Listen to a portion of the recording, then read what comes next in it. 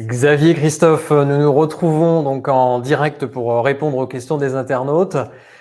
Xavier, ces 2 derniers jours, hier et aujourd'hui, se tenait le deuxième forum des filières d'excellence et des écosystèmes territoriaux, donc l'événement Philex, sur lequel tu as mobilisé avec ton équipe plus de 600 inscrits, tu avais 90 intervenants, donc c'est un très beau succès pour un événement 100% digital.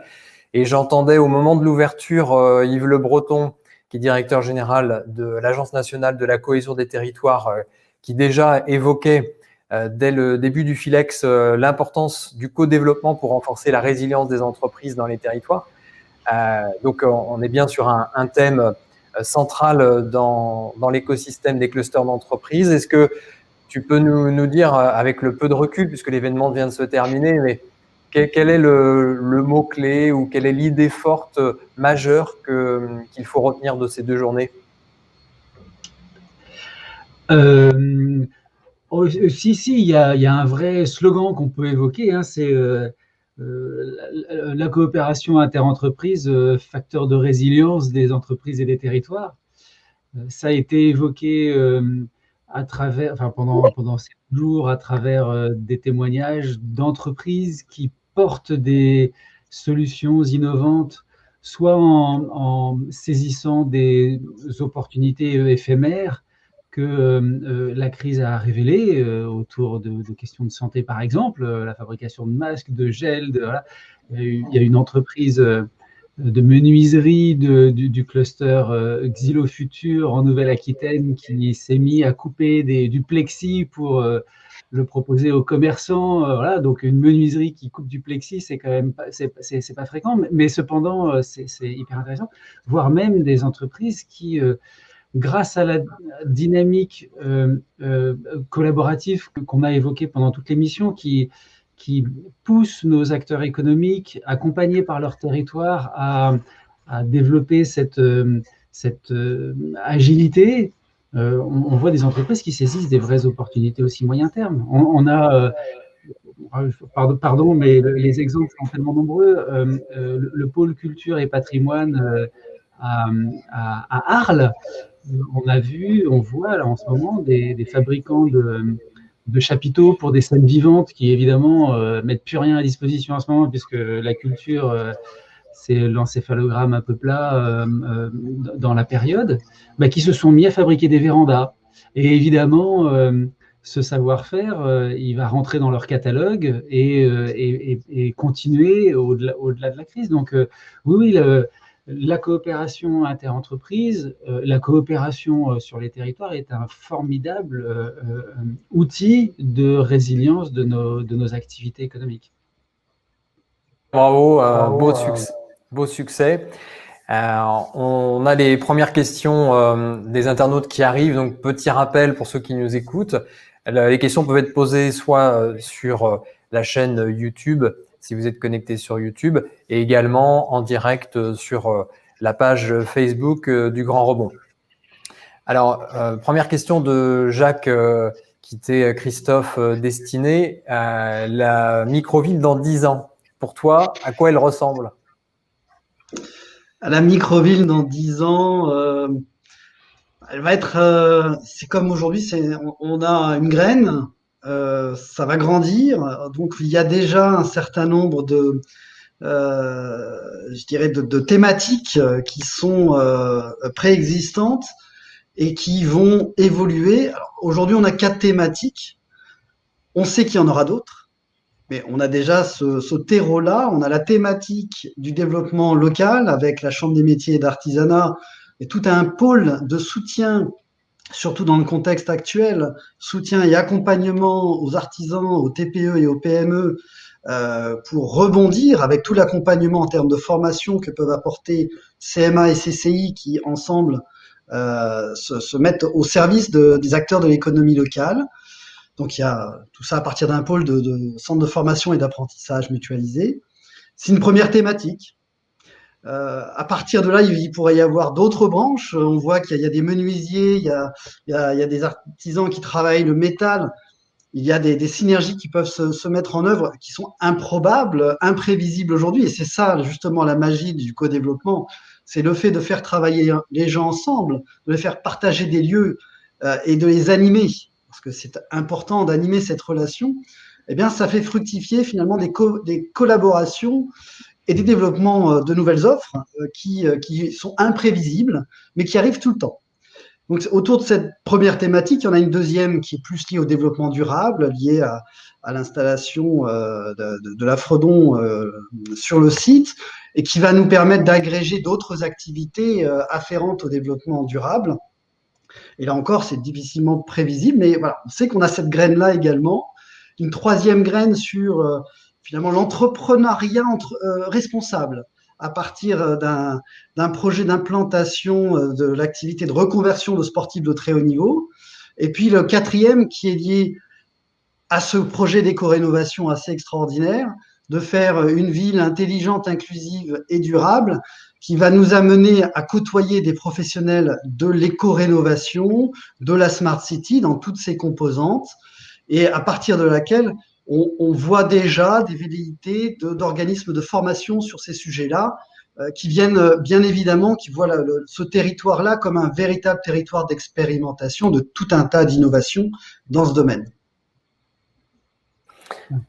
Alors, on a une autre question de Élise qui va un peu dans la continuité. Est-ce qu'on peut imaginer des micro-villes thématiques ou sectorielles? Oui, mais on parle souvent de différenciation des territoires et on est exactement, c'est l'exemple type.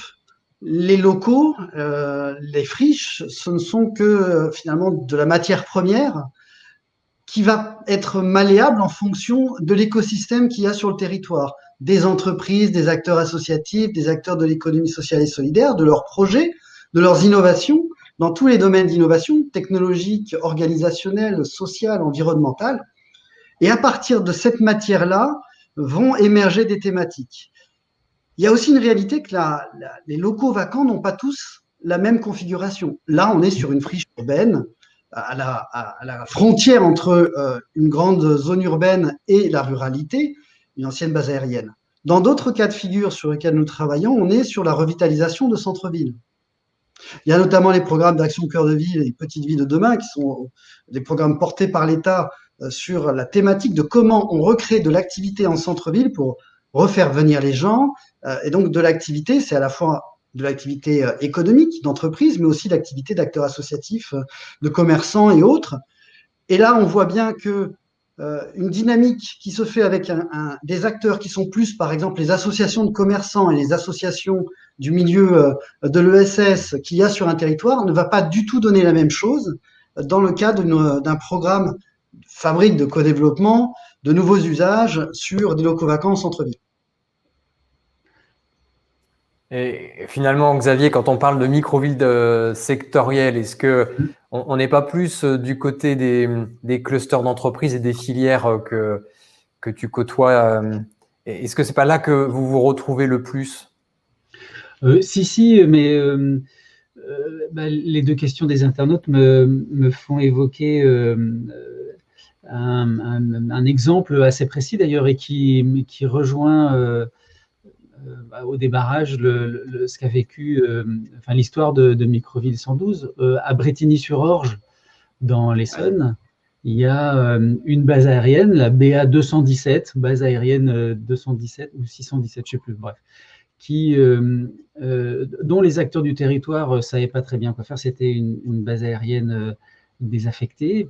Et il y a toute une activité autour de la formation sur le pilotage des drones qui s'est développée là. Il y avait l'entreprise Parrot qui était présente sur ce territoire et il y a aujourd'hui un vrai cluster d'entreprises qui s'appelle le cluster Drone Île-de-France qui existe sur ce territoire. Alors effectivement, la question sur la thématisation de Microville 112 me parle parce qu'effectivement, alors là, ils ne se sont pas posé la question. C'est-à-dire que ça a été vraiment un choix du territoire de mettre au service de l'émergence de cette filière dans un marché cible qui était considéré comme porteur, c'est-à-dire le drone civil et militaire d'ailleurs, je crois.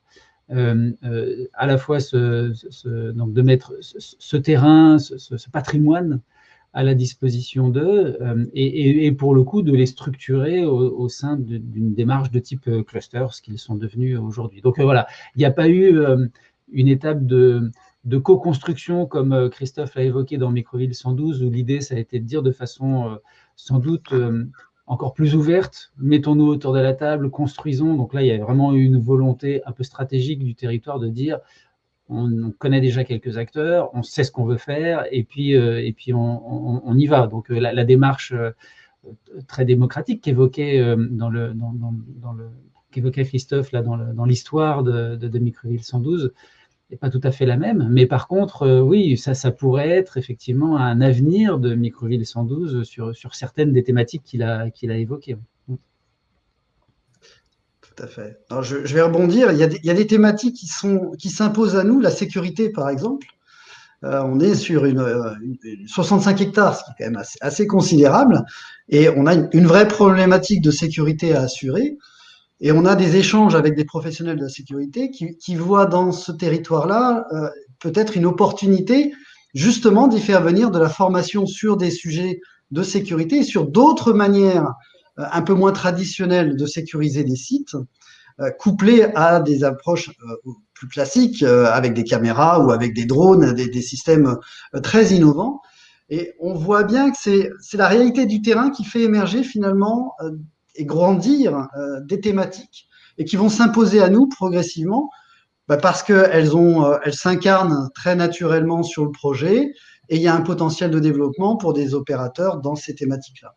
Et c'est vraiment ce travail de co-construction qui fait qu'on n'est pas parti sur une thématique en particulier, qu'on est parti sur une approche très ouverte, en revanche avec des valeurs à partager. Créons une ville intelligente, inclusive et durable.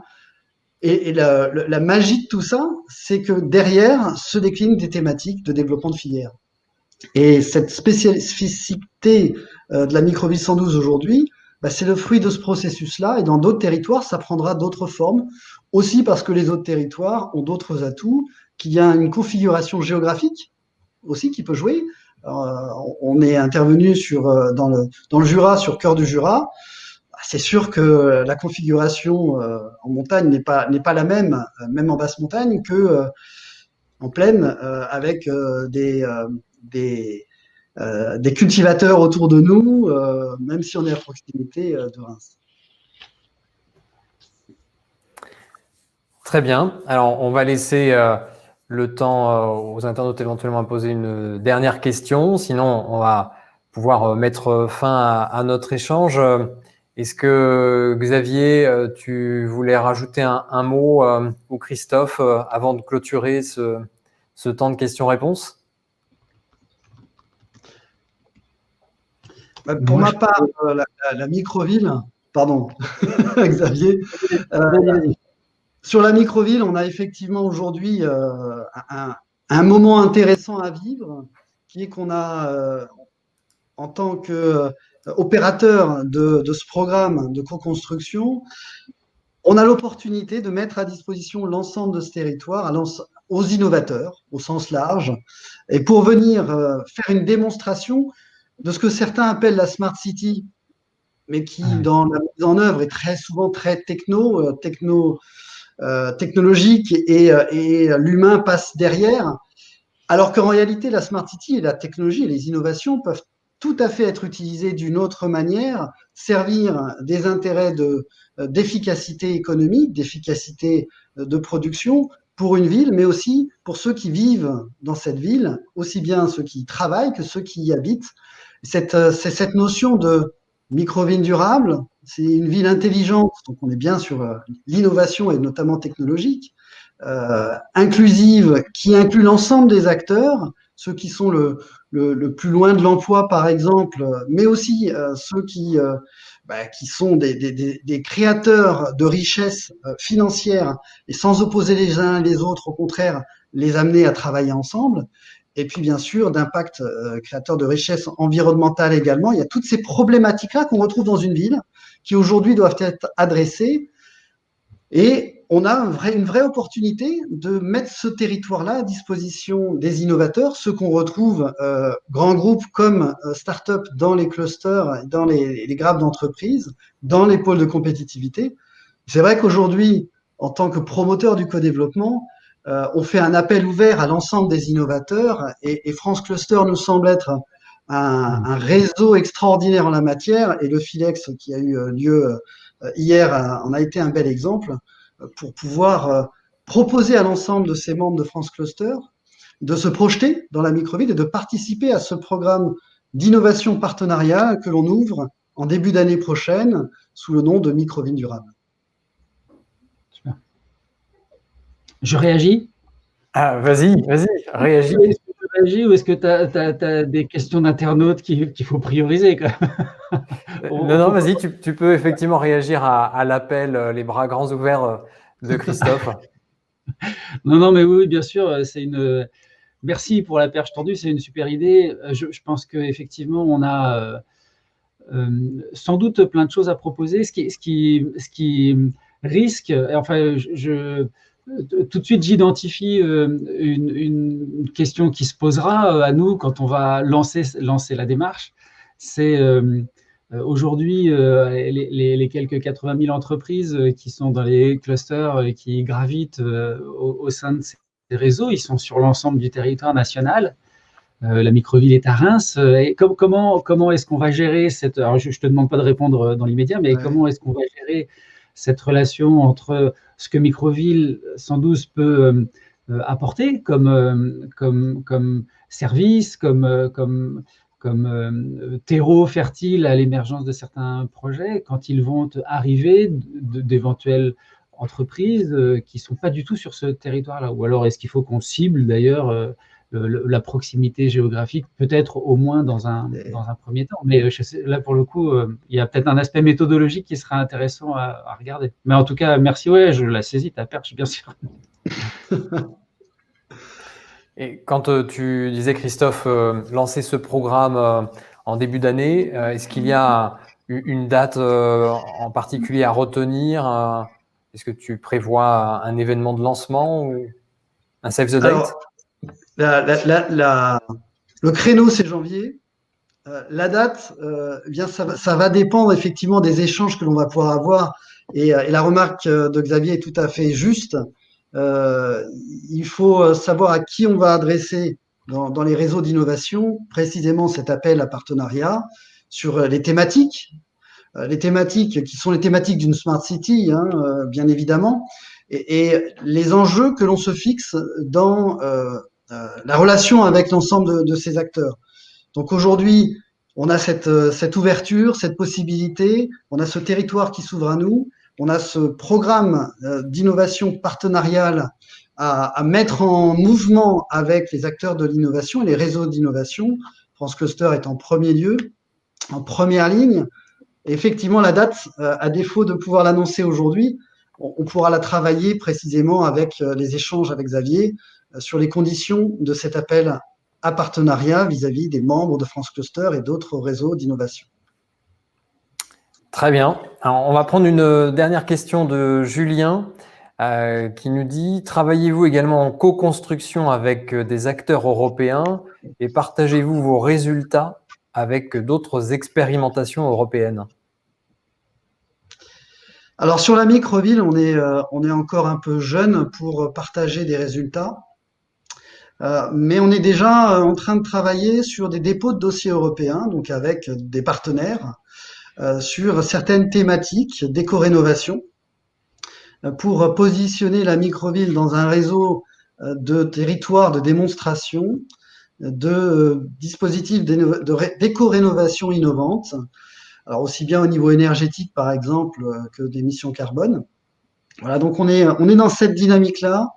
Notre objectif est de faire des émules et de montrer qu'on peut faire de l'immobilier autrement, de faire de l'immobilier en contribuant aux objectifs de développement durable, en respectant bien sûr la réglementation européenne qui est en train de s'établir, mais au-delà de ça, de le faire dans un dispositif qui fait que la rénovation de bâtiments devient un vrai moteur de développement économique local, moteur de financement d'une équipe d'animation locale, puisque les bâtiments, les 58 mètres carrés qui vont être rénovés, vont générer par leur loyer une partie du financement des équipes d'animation développement économique local et de mise en économie circulaire des acteurs économiques et des acteurs de l'ESS du territoire.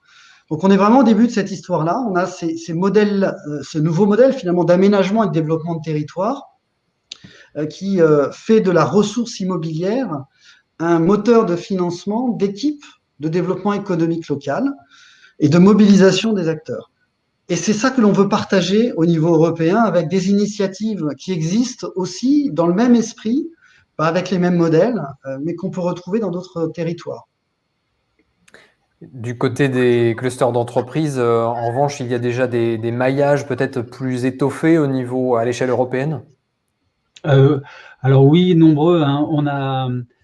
On a la chance, je ne sais pas s'il faut l'évoquer sous forme de chance, mais la Commission européenne s'intéresse beaucoup au sujet des clusters comme un vrai outil de développement du territoire européen et des territoires, de l'ensemble des territoires européens, à la fois pour développer des nouveaux clusters, mais aussi pour s'appuyer sur la coopération intercluster européenne, pour d'ailleurs structurer en réponse, par exemple, à la crise économique, des nouvelles chaînes de production européennes qui seraient peut-être un peu plus consolidées que certaines chaînes de production internationales qui ont beaucoup souffert du confinement. Donc oui, l'Europe nous pousse d'ailleurs beaucoup, parfois trop. On avait le plaisir sur Philex d'avoir la chef d'unité cluster de la Commission européenne à la DG Grow ce matin, là, et qui vient pour faire des annonces, nous dire voilà les programmes sur lesquels on vous attend, allez chauffer vos stylos, c'est le moment d'y aller. Donc oui, non, la coopération intercluster existe, avec, en commençant par des programmes d'échange importants entre nos managers de cluster. Il y a même un programme qui vient de sortir. Alors, en disant ça, je me rends compte combien on est privilégié, mais une sorte d'Erasmus, équivalent Erasmus étudiant pour les managers de cluster, pour qu'on puisse partager nos expériences, partager nos outils. Alors, c'est pas toujours très facile à mettre en place parce que on manque tous de disponibilité, mais oui, la coopération intercluster à l'échelle européenne marche bien. Ouais. Très bien, merci beaucoup à vous deux. Et rendez-vous donc début 2021 pour amorcer toutes ces synergies entre les clusters d'entreprise, les tiers-lieux et les catalyseurs. Encore merci à vous. Merci beaucoup. Bonne soirée. Au revoir. À bientôt.